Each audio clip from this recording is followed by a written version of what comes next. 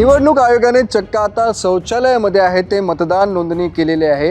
मी सध्या जुईनगर येथे आहे आणि जुईनगर सेक्टर 23 मधलं हे तुम्ही शौचालय पाहताय।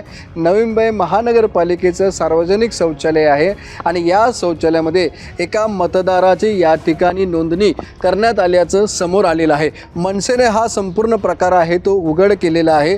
आपल्यावर या ठिकाणी मनसेचे प्रवक्ते गजानन काळीत, आपण त्यांच्याशी बोलूया। सर, काय हा नेमका प्रकार घडलेला आहे? नाही, आत्तापर्यंत आपण 7 आश्चर्य ऐकले असतील। नवी मुंबईमध्ये निवडणूक आयोगाचं एक 8वं आश्चर्य मी आता आपल्याला सांगतोय। ही माझ्यासमोर निवडणूक अधिकाऱ्यांचीच त्यांनीच फायनल केलेली मतदार यादी आहे। बेलापूर विधानसभा 151, ज्या विधानसभेतून मी निवडणूक लढवली, त्या बेलापूर विधानसभेच्या 148 क्रमांकाची मतदार यादी आहे आणि त्या 148 क्रमांकाच्या मतदार यादीमधलं अनुक्रमांक 51 मध्ये एक नाव आहे नाजमीन गाझी, फादर नाव आहे शरीफा गाझी आणि जो पत्ता असतो हाऊस नंबर तो आहे सुलभ शौचालय। हा 50 क्रमांकावरती जे आहे ते आहे सिद्धी स्पर्श सोसायटी, त्याच्या बाजूचं हे 51वा अनुक्रमांक म्हणजे हे ते शौचालय ज्याच्यावर सुद्धा मतदार नोंदणी झालेली आहे आणि ज्याला अधिकृतरित्या मतदार म्हणून अधिकार आहे। आता आम्ही चौकशी केली, अशा नावाचं इथे कोणीही राहत नाही।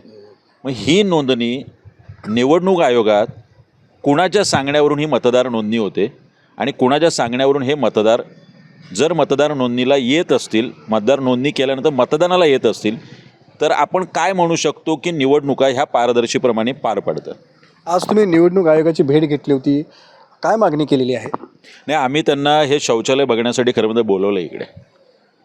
ही गोष्ट आज आम्ही निवडणूक निर्णय अधिकारी जे बेलापूर विधानसभेचे आहेत त्यांना ही गोष्ट प्रकर्षाने लक्षात आणून दिली की आपले BLO असतील, बूथ लेवल ऑफिसर असतील, त्यांच्यानंतर आपल्या स्वतः निवडणूक निर्णय अधिकाऱ्यांच्या खाली असलेले जे अधिकारी असतील, ह्या सगळ्या गोष्टी का तपासल्या जात नाही? म्हणजे अनेक गोष्टी आहेत माझ्याकडे, तर त्यामध्ये याच्या पलीकडे अनेक गोष्टी आहेत की वडिलांच्या नावावरती वेगळं आहे, घर क्रमांक वेगळा आहे, एकाच याच्यावरती 50-50, 100-100, 200-200 नाव आहेत।